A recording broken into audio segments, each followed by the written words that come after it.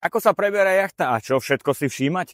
Poďme si to teraz v pár dieloch ukázať na tejto Lagoon 42. Je to nadlhšie, tak daj follow, nech ti to neujde. V dokumentoch od agentúry, čo ti zabezpečila prenájom, máš kontakty na kanceláriu spoločnosti, ktorá loď prevádzkuje. Prídeš do kancelárie a doplatíš poplatky, ktoré máš uvedené v objednávke.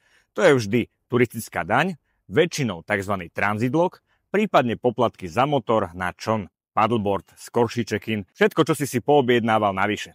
Samozrejme, zložíš kauciu. To bude ďalšia téma na budúce. Naspäť dostaneš vždy doklady od lode, ktoré musia obsahovať registračný list lode, registráciu rádiostanice, poistenie a zoznam posádky. Ten si iba skontroluje, či údaje sedia s tým, čo si vyplnil. Zároveň je tu napísané telefónne číslo na technika za loď zodpovedného. Ak by si mal počas nájmu nejaký technický problém s loďou, voláš potom v prvom rade jemu. On ti pomôže problém vyriešiť alebo pošle tzv. Intervenciu.